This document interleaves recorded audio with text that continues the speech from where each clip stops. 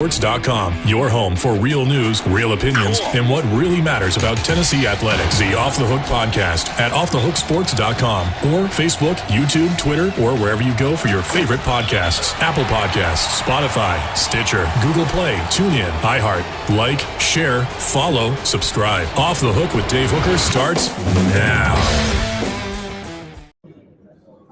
Off and rolling as we broadcast live from the college football casino. It looks like, doesn't it look like in the background that we're in a casino, Amanda LaFrada? Yes, it would be a lot more fun if we were. Yeah, it was pretty fun anyway. So we're at the College Football Hall of Fame. It is SEC Media Days coverage. We're certainly happy to be here in this very entertaining venue as it is in Atlanta this year. I want to thank everyone that made it possible for us to be down here. We'll get that here momentarily. First, I'll remind you that coverage is brought to you in part by our friends at Files Automotive Group, which is right there on Callahan. They've got selection, they've got the service and parts, they've got everything that you need as far as your automobile in Knoxville. And they've got selection, they've got buying right there, so certainly check them out. So, Amanda, let's go ahead and get to some news from SEC Media Days, as we will have a big show on tap with which you would like and subscribe for more content from Off the Hook Sports. And we will have a little bit later, I'm not sure if it's Ryan McGee or Marty Smith, which one we're going to have, because I got an email and it said, do you have time for one of them tomorrow? So I don't know which one it is, Amanda, but Marty or McGee will be joining us here in just a moment, and we look forward to it. Either way, I'm good. Yeah, that's very I'm good with either one. So, all right, so some headlines to set us up. Also, an interview with Roman Harper coming up, the former Alabama Brave, played for the New Orleans Saints. Just a heck of an interview by Amanda LaFrada. I was really just blown away. I don't see him a lot on the SEC Network, frankly. I hate to say this, I didn't know he was on the SEC Network. Yeah. I saw him with the Saints all the time because that was the game that got carried at Knoxville a lot when I was younger. And I remember seeing him play a lot, but he was incredibly well-spoken. He seems like the type of guy that has other stuff going on, so he doesn't want a full-time broadcasting career, but if he wanted it, he can have it tomorrow. Well, absolutely, but he has wife and kids, and I think that's really important to him, or at least that's what he talked about, being in the league, having a wife and kids. It's a different maturity level. It's a different kind of thing when you have people to support. Amen to that. Also coming up on the program, we will have today's tough question. And today, as we broadcast from SEC Media Days, it will be Alabama that will be on the docket. And they started off. And, you know, if I'm Nick Saban, I'm probably trying to avoid the NIL questions. You and I were talking last night. I think that is the one time where maybe he did speak out of turn. I think maybe we can come to a happy ground of, was it orchestrated, was it emotional? I'm somewhere in the middle, but I think there was more emotion than we have seen with his orchestrated comments in the past. Is that fair? Possibly, but I don't know if it was necessarily just emotional or if it was orchestrated emotion. I think both. Yeah, he got the job done with he's calling out everybody, not just the Texas A&M or, not just the SEC, but I think he's calling out the entire NCAA. And I feel like that is a, positive right now because the NCAA is doing nothing. Everyone agrees that the NCAA is doing absolutely nothing when it comes to NIL, the transfer portal. College football has just gone crazy. It has gone crazy. And I thought the commissioner yesterday, Greg Sankey, had a very good report to that. He said the SEC is already a super conference. So he kind of took what we've been debating for quite some time and just kind of threw it underneath the table and said, hey, listen, the bottom line is that the SEC is already a super conference. You don't need to align with other programs. And now we're hearing, Amanda, that you have the Big Ten and Pac-12, they tried to get together. They tried to become another super league, but now talks have completely failed with that. So I don't know where that goes, Amanda, but it doesn't seem as if it's going anywhere soon. I think the Big Ten probably takes another couple of Pac-12 teams. But again, to refer to what happened yesterday. Lane Kiffin said that travel is brutal, and sometimes they would go to Notre Dame and Southern Cal 2 days early. Yeah. Your thoughts on just conference realignment, conference expansion in general? I'm thrilled because it seems like Sankey is on my side of things when it comes to conference realignment and also expanding the SEC. I don't like the Texas-Oklahoma ad. I don't care what people say. I'm going to stick to it. I don't like it. I think it's a dumb choice for Texas. I think it's a dumb choice for Oklahoma. However, with Sankey saying that's it, we're not expanding any further, and all of these other attempts at, the Pac-12 or the ACC, whoever is trying to expand, failing, I'm happy with that. I'm glad we keep the smaller teams, more people get to play the game, and we continue on doing some sort of what we've been doing. And I'm okay with that. I love college football. You and I differ on that a little bit, but I certainly see your perspective. Protect the smaller programs, and I've got no problem with that. It's probably better for the common good, but it's also done. Lane Kiffin talking about yesterday, the SEC said that with the draft picks, national championship, proven coming out of the SEC, they said it's a different world. And he was referring to Southern Cal and UCLA coming over. So he kind of slided. This is what you got to love about Lane Kiffin, if you don't mind the word. He kind of slided the Big Ten. He said the Big Ten is a step up, but then the SEC is another step. So does he really believe that? Because I think some of what Lane does is orchestrated as well. Does he really believe that the Pac-12 is a huge step up for the Big Ten? I don't think it's a huge step up. I think it's a different step. The ground-based game versus more passing attack. So he said that the Pac-12 was a step up from the Big Ten? Ten? For the UCLA and USC going from the Pac-12 to the Big Ten was a big step. I mean, I don't see how he gets that. I mean, I think it is a step up just because I think there's more competition in the Big Ten and better competition. However, I don't see how he gets that considering USC left him on the tarmac and he was in the Pac-12 then. So I don't really understand, just in my opinion. Yeah, I mean, I get that. I get how Lane Kiffin always, much like Nick Saban, has a message that he wants to convey when he makes his comments. I think people would say he says flippant things, and he does still say funny things. We sign a mustard bottle and that sort of thing. But I think he's pretty orchestrated, kind of like Nick Saban, to be real honest with you. I think he says things that he wants out there. I think that he was calling Ole Miss's boosters to action whenever he talks about NIL. As I discussed, I don't think we have the same financial foundation that you have at other schools. But you can get more money out of Ole Miss guys. It's good. What did the one guy own from the blind side? He owned a bunch of Taco Bells, right? I'm not sure. I can't remember. I did like Chick-fil-A. No, it wasn't Chick-fil-A's. I don't think. I don't think you're allowed to own multiple Chick-fil-A's. You can only own one.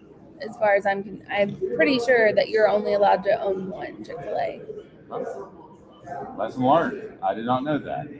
He did sign a mustard bottle yesterday, and then this morning, Alabama releasing its updated 2022 roster, and the reserve defense lineman no longer listed according to Charlie Porter, 24/7 Sports. Braylon Ingraham not listed on the updated roster. So he appeared in 2 games in 2019. So redshirt Ingraham also made 2 appearances in the 2020 season. So we had talked about today's tough question. Let's go ahead and get to today's tough question. We'll put it on a poll on the Twitter. And you had a good one, so go ahead and throw that my way how you would like to word that. So when we were speaking with Roman Harper yesterday, this is where the tough question came from. He said something that was a little bit shocking, and it was that he thought that Tennessee could possibly beat Alabama this year, that it would be the scariest game for Alabama this season. So our question was, how likely do you think it is that Tennessee will beat Alabama? And do you think it's very likely, or do you think it's possible? Do you think it's not likely, or absolutely not? That's insane. Okay, so how likely is it that Tennessee will how likely is the Vols will beat Alabama this year? Okay. And you wanted it phrased how exactly? Highly likely, possible, then not very likely, Possible, not very likely. Okay. not very likely, and then absolutely not. No way. Probably not. Okay. All right. So I like this question the way you phrased it. I like it a lot, as a matter of fact. So let's look at highly likely. It's not highly likely. I mean, to be the most tried and true Tennessee fan in the world, and quite frankly, if you think it's highly likely, you're still too optimistic. Okay, so let's just be. I mean, Yeah. people can say that. That's fine. Possible. Anything's possible. I mean, after speaking with a Super Bowl champ and an Alabama great and a Pro Bowler, NFL Pro Bowler, and he's saying that that's the scariest game, of course, that gives me, I already get nervous when it comes to, Alabama-Tennessee rivalry. But that gives me a lot of trepidation considering you would think he's more Alabama side, but he looks at the game collectively. He looks at the entire game.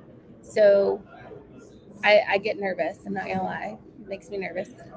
I think with Tennessee's offense that they'll be in most games, they'll be in some games that shouldn't, but I got to see a lot defensively before we get to that point.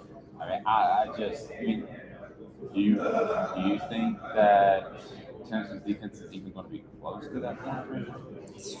I don't know about their defense, but honestly, there aren't a lot of defenses that can keep up with the offenses in these games anymore. Like I said yesterday, you have to just get to a point where you're giving up big yardage and you're not giving up touchdowns. You're sticking it to field goals. Do I think Tennessee has that capability? Probably. As long as you don't give up the end zone, you're good to go. I think their offense can turn around and score on you. In case you're watching, we encourage you to subscribe and like on YouTube. You know that Amanda and I, this is the first time this week is the first time that we've done the podcast together because we keep looking at each other and instead of the screen. And it's very annoying and weird. Maybe we should just sit across from each other. We may tweet during the break. But again, we're at SEC Media Days all week and having an absolute fantastic time. They've got all kinds of players who are going to come by. So a little bit planned, a little bit flying by the seat of our pants. We're supposed to have a McGee or a Marty here momentarily. I'm not sure which one. Brought to you in part by Zool Beer Company, and a lot always going on at Zool Beer Company. Always. There's ice cream, like with beer. Like it's flavored ice cream made from our beer. It is alcoholic, 5.5%. There is abridged burgers, which are amazing if you've never had them. They're great. We have them on Friday, Saturday. Come during lunch. Have a drink, head back to work. Perfect. Can't beat that. All right. No, you so let's continue through the headlines as we see Marty or McGee momentarily. Soto won $1 million on Monday with a swing that is worth absolutely a lot more. He beats last night a legend, but a guy that's kind of petered out at the end of his career. Albert Pujols in the semifinals, Julio Rodriguez in the finals. So you just wish that I wish the slam dunk contest could be half as entertaining as the home run derby. That used to be such a big thing when I was a kid, and it's just not now. I like it. I like the slam dunk contest, especially when like the Martin Methodist kid won it. Like he won it a while ago, and I liked his contest. Like I liked it when he won. He was tiny. No, well, it's going to be interesting to see how it it shakes out ultimately, because I look at the slam dunk contest and I think, can you incentivize it with $1 million? Would that help? I don't think that's enough to even do it. I don't know. With Major League Baseball, they talk about it could mess up your swing. We don't hear that sort of thing nearly as much. I don't see. I understand Major League Baseball saying it could mess up your swing. I don't really see it messing up your swing. However, the $1 million for the crap, what is it called? The home run derby. That's just a drop in the bucket for a lot of these people. That's why I did not like it when I didn't like seeing Soto winning, because he's going to be paid more than any other MLB player. Hi. And so it's upsetting. Oh my goodness. Good morning. Marty Smith joining us now. Hey, Marty, how are you? Hi. Awesome. Ryan, how are you, sir? Hey, good. How y'all doing? Hey, well, how's it going? Good to see you. Good to see you, Ryan. Good to see you. But are we getting both you guys at the same time, Marty? Is that what we're doing? So Can you share? we can share it, Mike. We can be like Bruce Springsteen and Stephen Van Zandt. All right. In glory days, remember when Bruce Springsteen and Van Zandt shared the microphone? Yeah, there you go. Yeah, absolutely. I appreciate you guys doing it. Thanks for the time. Ryan, let me start with you. So, Tennessee is one of the topics of conversation, and they certainly should be. Yeah. Do you think they finished second in the SEC? So I'm just cutting the check. Sure. I mean, I think that certainly on paper they should. I mean, just based on the experience on the roster, based on what we see, with everyone else. I mean, certainly no one, everyone says Georgia. But yeah, I think so. I think there's a window there right there for them, just because of the experience on the roster, because the momentum all coming off last year, and also because everybody else is kind of going through transition. So yeah, and honestly, as a guy who married a Knoxville girl and went to Tennessee, it's nice to not be one of those teams that feels like it's constantly in transition. So yeah, that's a long way of saying yes. I think they probably are the second best team in the division. That seems to be the question. It's pretty pervasive in the East. Marty, what do you think in terms of how's your SEC shaking out? Yeah, I mean, I really do like what Josh Heupel's doing. He's done a phenomenal job just with culture, and a phenomenal job with. He's got a great quarterback in Hendon Hooker, who understands how how Josh Heupel wants to execute the schemes that he's implementing. And Hendon's very good at executing those. He's a great player. And so I would be extremely optimistic if I was a Tennessee fan, but I would also be very optimistic if I was a South Carolina fan, because what Shane Beamer has done down there is tremendous, and Shane has a quarterback now. He's Spencer Rattler. I love Billy Napier. I think he's a perfect guy for the Florida Gators because he's all about ball. And nothing else he cares about but ball and fruit. And that's, if I was a Florida fan, I'd be optimistic too. It's Georgia and everybody else still. But I think that league, even in the last 2 years, has just gone. I mean, SEC West was so dominant. It's still, it's still Bama and Georgia at the top of the league. But I think that where the West was here and the East was here, it's a bit more even. Speaking of leagues, either one of you guys want to chime in, just your thoughts on. I thought Greg Sankey had a great take yesterday. He said the SEC already is the Super League, which I thought was a great report. He ain't wrong. Yeah, well, he's right. And why do you go out there and just grab people, Well, you have to be deliberate, and he certainly has been before. Every move, and I go back to South Carolina and Arkansas doing the conference, like in the early 90s.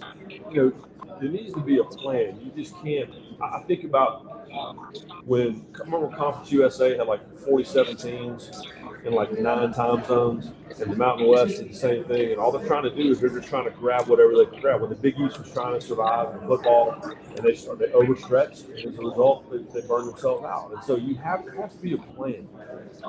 And I don't know, like the UCLA USC thing. The map is the map. And when I would talk to Stanford, I covered a couple of Stanford Notre Dame games, and they talked about what a nightmare that trip was, and how they had to fly in 2 days early. Lane Kiffin said yesterday, well, he was at USC. You go to Notre Dame, you got to go in 2 days early. We're going to go in 2 days early every week. And so there has to be a plan. And I never question, I might not agree with everything, but I never question Greg Sankey when it comes to a plan. And so, yeah, I think that they were the original super conference. They're always setting the pace. They continue to set the pace, and there's no reason to think they're going to do that in the future. Yeah. So I've been asking this question a lot. So the NILs come out, and the NCAA is kind of set on its hands for the NIL and the transfer portal for that matter. How do you think that that's affecting college football, and do you see the consequences of this later down the road? The NCAA specifically or NIL transfer portal? Either one. It's a Wild West. Yes. Right now, I mean, it's a state-to-state thing. Nobody knows the rules. The rules are different for everybody. And until there's oversight and governance, true oversight and governance, it's going to continue to be the Wild West. We're in this moment where we've gone from the players having very few rights to the players having a whole lot of rights. And what's happened as a result of name, image, likeness without governance is all of a sudden there's no buffer between the money and the player. And I think we're both in agreement that the players deserve the right to make money off of their name, image, likeness. But if there's not governance, who the hell knows where it's going? Because we sure don't. Absolutely. Well, I have no idea. So let me ask you both this: who governs? That's my question. I thought the SEC might step up yesterday. I thought at some point they might step up and be the governing body. But I don't think they want to do it. We've asked Greg Sanchez. We've asked him, why don't you become the commissioner of college football? Yeah, really. But the thing is everybody loves to hate the NCAA, right? And the NCAA likely is doing a lot of that hate. There has to be a governing body. There has to be. And to your point, you can't. I think our favorite movie is Tombstone. I quote Jeffrey Smith all the time. There's got to be some sort of law. You can't just leave it to. Lane Kiffin said it. You're just giving the cheaters like an open book because there's no rules. And so, hate the NCAA all you want. Something like that has to exist for two reasons. Someone has to enforce the rules. No one at the NCAA writes any of the rules. The rules are written by the athletic directors, by the commissioners, by the college presidents. The NCAA, all they do is enforce the rules. The other part is someone has to run the tournaments. They have to run the championships. And someone has to be the scapegoat. And so, Mark Emmert knows what his job is. He's the scapegoat. So there always has to be some sort of monolithic something for everyone to point at and go, well, it's their fault. When the reality is, the policy is being written by the people that are breaking all the rules. There's another variable. And that is that the NCAA really doesn't have anything to do with power football. Yeah. Like, it's the college football playoff now that runs that. Okay? So football's driving this entire NIL deal.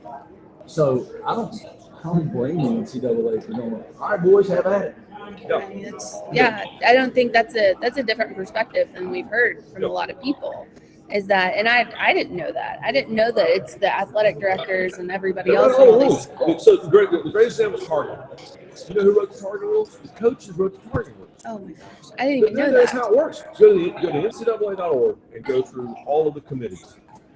All of the committees are coaches on the rules committee, and there's no referees, it's coaches.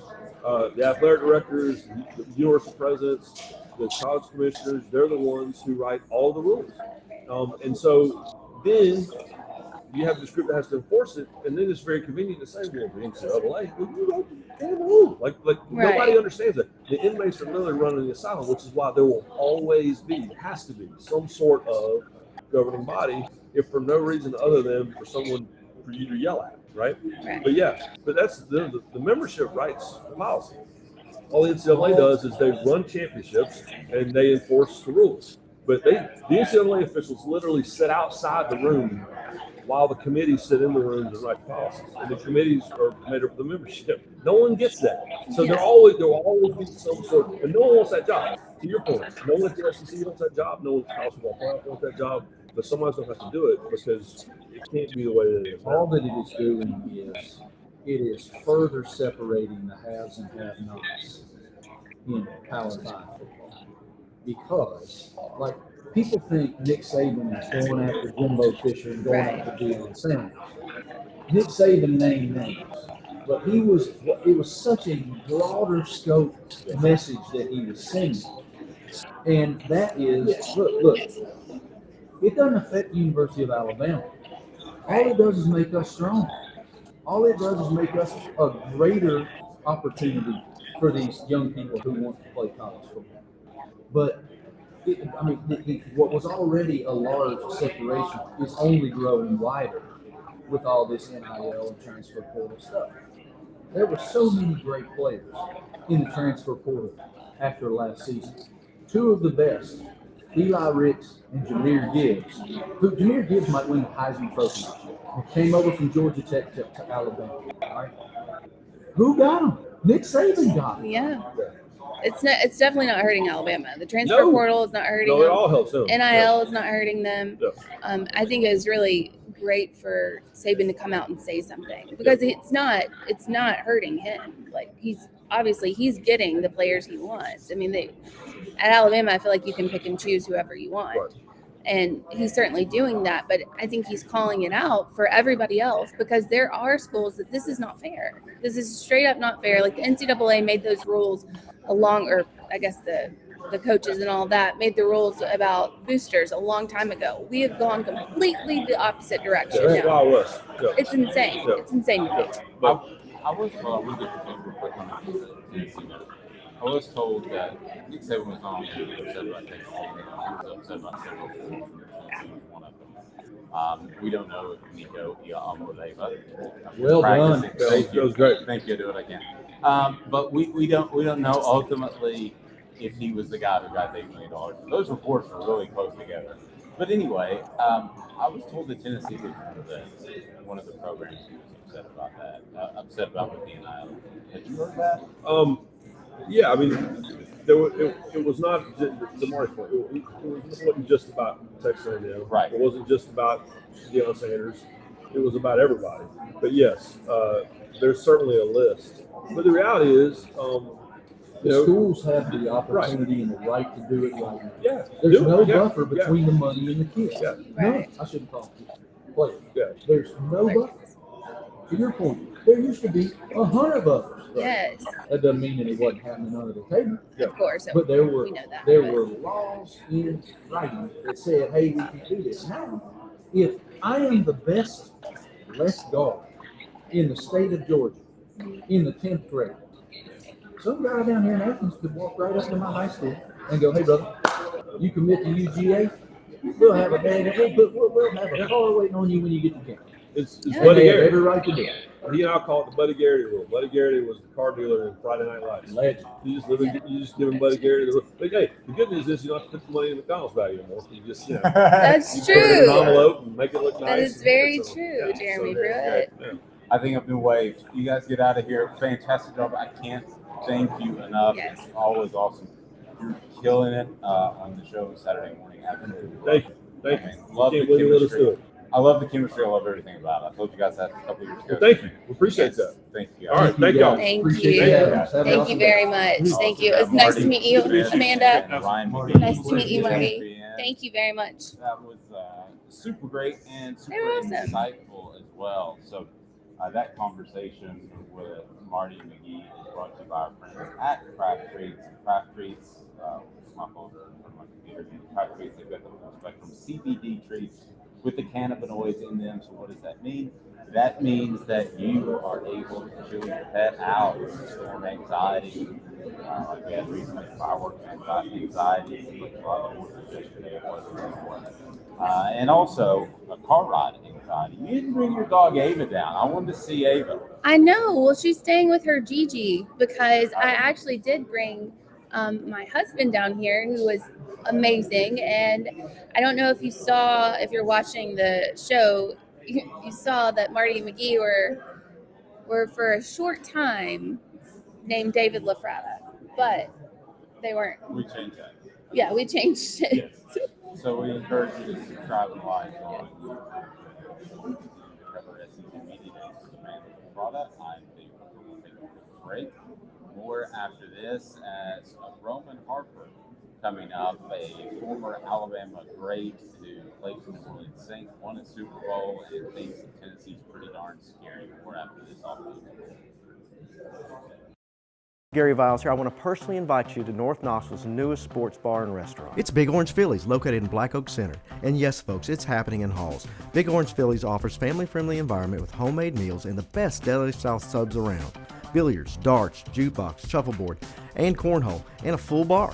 We also offer valet parking on weekends and during special events. We even have a covered back patio. It's happening at Big Orange Phillies. We want, we need, and we appreciate your business. Hi, Mike Davis here with City Heating and Air, reminding you to always dare to compare.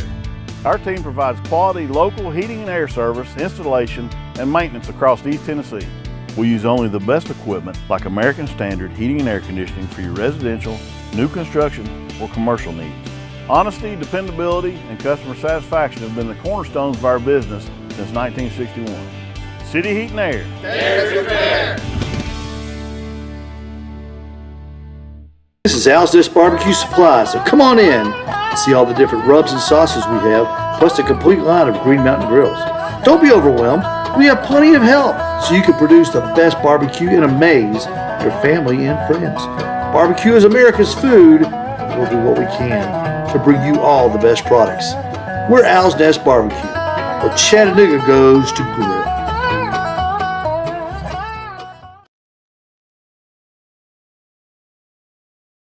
Do you want to own the more that owns every job? Then get to Vassey Lawn and Garden in Cleveland and get you a Toro. I'm David Vassey, here to talk to you about Toro. With a Toro Zero Turn, you'll get more out of every minute and you'll reach the finish line faster. At Vassey's, we like to say, no matter if you're mowing 3 acres a week or 11 lawns a day, homeowners and business owners alike find confidence in equipment they can trust from top to bottom. Vassey Lawn and Garden, Highway 60 North in Cleveland. Man alive, it's worth the It's Gary Viles here, Viles Automotive on Callahan Drive. I've been selling cars here in East Tennessee for 27 years. In that time, I've come to realize it's not about the car. It's about you, the customer. So I'm here to take care of you just like family. Good credit, bad credit, you name it, we can get you taken care of. If we don't have it, we can find it for you. We go across the country to get any vehicle that you want. And here at Viles Automotive, we don't believe in fake numbers. We just give you great deals. And as always, we want, we need, and we appreciate your business. Do you want to own the more that owns every job? Then get to Vassey Lawn and Garden in Cleveland and get you a Toro. I'm David Vassey, here to talk to you about Toro.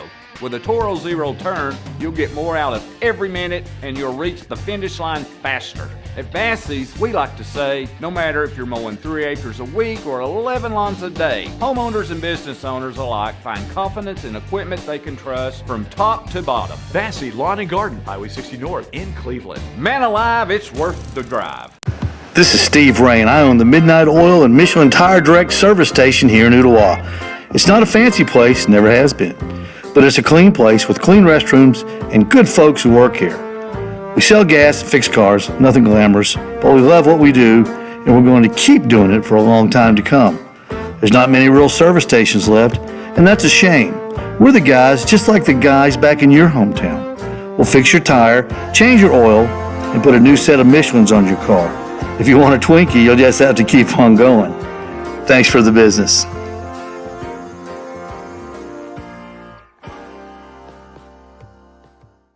Hi, Mike Davis here with City Heating and Air, reminding you to always dare to compare. Our team provides quality local heating and air service, installation, and maintenance across East Tennessee. We use only the best equipment like American Standard Heating and Air Conditioning for your residential, new construction, or commercial needs. Honesty, dependability, and customer satisfaction have been the cornerstones of our business since 1961. City Heat and Air. Dare to compare.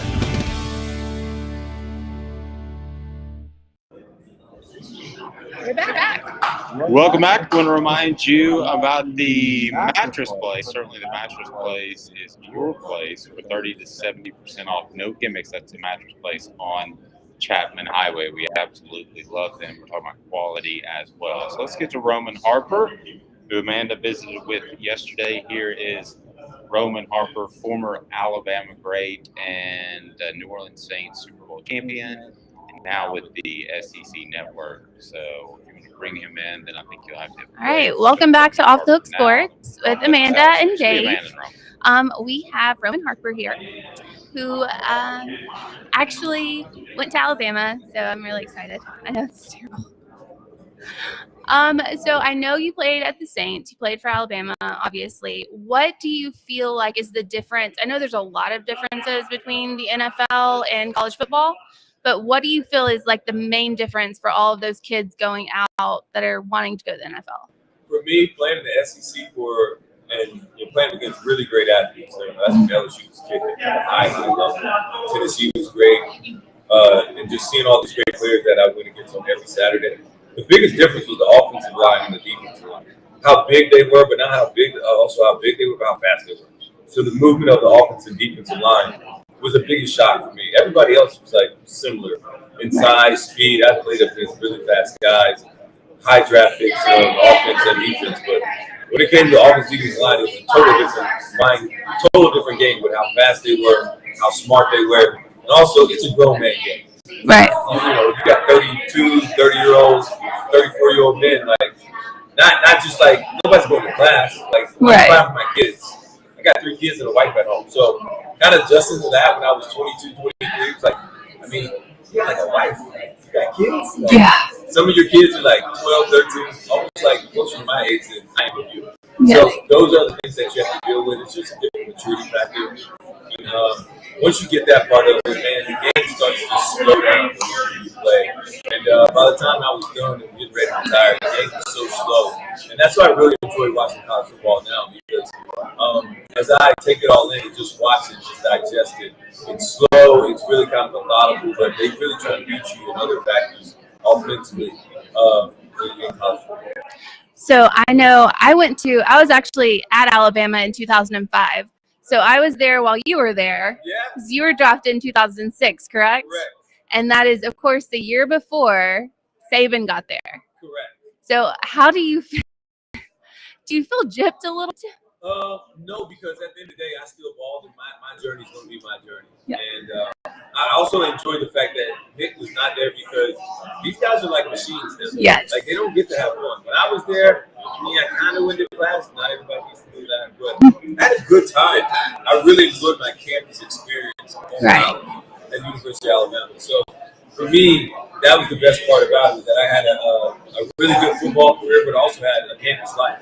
I also got to do other things on campus. I got to hang out. I got to meet different people from different walks of life and do those things. But now, I mean, you got to love football. I tell people that all the time. If you want to go play for Nick Saban in Alabama, you better love football. That's going to be your life. Right. You're going to go to class, and you're going to go play football. And in that order, too. And if you're doing wrong, one of those wrong, you're not going to make it. So it's really tough. But it actually helps mature guys. So when they get ready to go to the NFL, on to the next level, whatever that chapter is in life, discipline will not be an issue for them. No, absolutely. So talking about college, and of course, I'm sure you've gotten this question a billion times, but the NIL, it's obviously a thing now, and it wasn't a thing back then, especially when you were playing.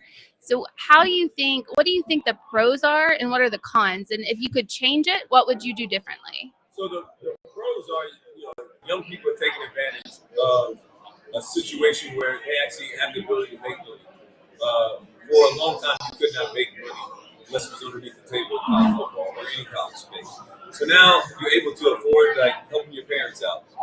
You afford a different type of lifestyle. You're not just struggling for a meal, or you can buy your own car. You can do some different things. So I think you're afforded an ability where a lot of college kids, they have money through their parents. Right. Those athletes don't have money because their parents don't have money. Right. So those are that's one thing that I think is a huge positive. Also, closing the wealth gap. You're talking about some kids, if they can make 6 to 7 figures, that's more money than their parents are making in years of salaries. So being able to close that wealth gap and actually help that, some family things, kind of some debt issues, because that is how you grow wealth in America. Really, the way to make money is have money. Right. You got to have money to make more money, to be able to do certain things and be around certain people that are also making money, or you don't know the questions to ask or the people to be around. So I think that is one thing. It helps close the wealth gap a little bit, and it allows kids to actually learn to fail. I think once you lose a little money, you make a little money, you lose money, or you make some mistakes with money, you become better with money. So doing that earlier, I took an entrepreneurial business class, and they said one thing about most entrepreneurs that shows the success rate is that the failure. It's not about white, black, Asian, how many times what school you went to. It's like, no, how many times did you fail? Most people that fail early usually do better earlier. They got to learn how to fail, so then you learn from those mistakes and you don't repeat those mistakes. Eventually you get better, and next you know, you make it big. So that's one of those things I think is really good, and athletes naturally know how to not repeat mistakes so you don't play long. That's what they want to do. You can't be a repeat offender. So those are the things that are positive. Negative, I mean, what 20-year-old is going to be great with $1 million, right? Like those are the negatives. And also the biggest negative fee was it wasn't intended to pay for play. It wasn't intended for schools and universities to just say, all right, we're going to pay our X amount of dollars to just go buy this player. It was supposed to be for now players that have the ability to make money off their own name, image, and likeness, where if I want to sell T-shirts, or if I want to do an interview or a spot thing that people can pay me, I can make money. If I want to sell my own jersey, or if I want to do a football camp or a volleyball camp, I can do that and make money as a college athlete. That was what it was intended for. It's totally going the opposite way, but that's totally the NCAA's fault, in my opinion. Yeah. And when the Ed O'Bannon deal broke 10, 12 years ago, they had a chance and an opportunity to change, but they chose not to. And because they did not evolve, Pandora's box has been open and you don't get to go back. So now I'm in the opinion of, like the Joker. I just told somebody this, like the Joker, that, some people just like to watch the world burn. Yes. And just like, well, the whole system's burning down and it's on fire, and I'm just sitting back watching it because I was in it on the other side of it. And when I saw them not change and not evolve when they had the opportunity to, well, you get what you deserve. And eventually the market's going to set itself. Somebody's going to pay too much for a player, and they're like, you know what, that player stunk, and that was not worth my money. Because this money's coming from great business minds and business owners and really rich people. They don't make a lot of bad business decisions, or they wouldn't be in the position they're in. So once they realize that, all right, that was a bad business, I'm not doing that again, and the market will eventually set itself. So me sitting on the outside watching it all burn, in the 4 or 5 years, I think it'll be fine. Okay. One last thing before you go.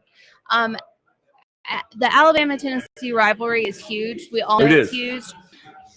But the whole mega conference thing and all of that could do away with it. How bad would that be for college football? Well, it would stink because, it's still the third Saturday in October. And I think they have to get that part of it right. Break up some other teams, other rivalries that don't have to mix, especially like Alabama and Auburn, Georgia, Florida, Auburn, Georgia. It's certain things that must go. Because I think the Georgia-Auburn's been playing longer than anybody else. It's one of the longest storied rivalries. So these are the things that must change and must continue to go. That's what I want to see continue to happen, but we're going to see.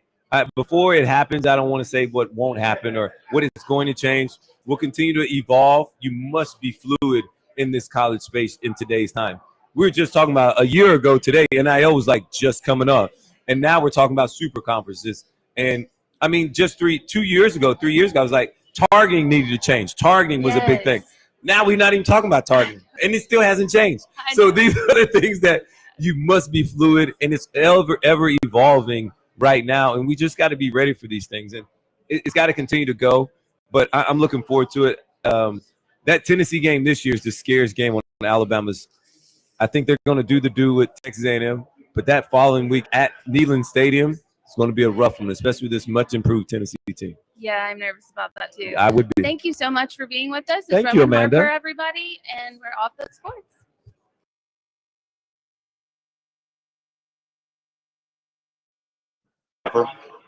We're at SEC Media Days, and Ethan's been meetings now so far as we've had all kinds of fun. It's amazing what happens when you dump a Diet Dr. Pepper in the back of your computer. That is fantastic. So much fun. Yes. So much fun. That was a Monday.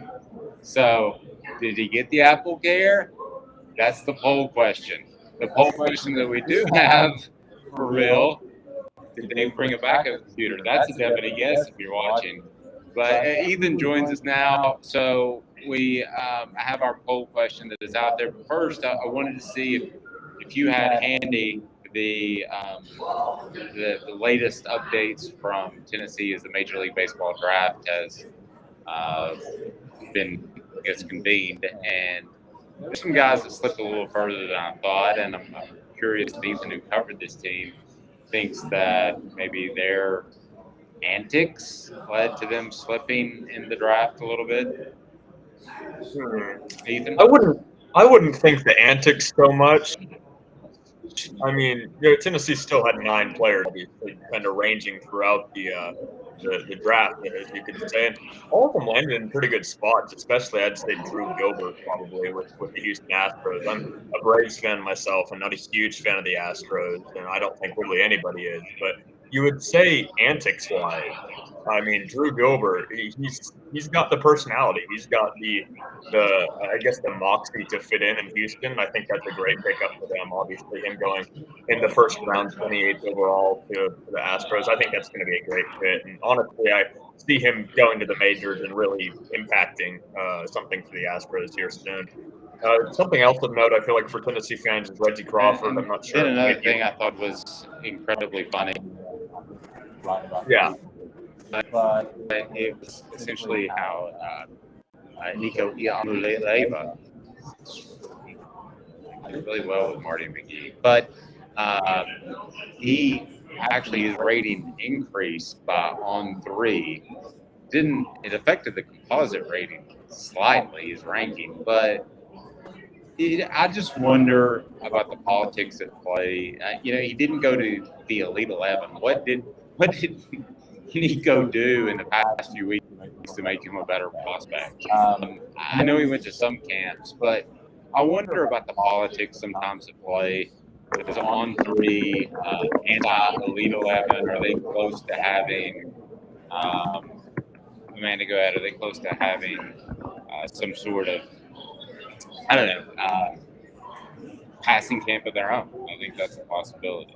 Even saying my quality's bad, so sound issues. I don't know if they're going to have a passing camp of their own.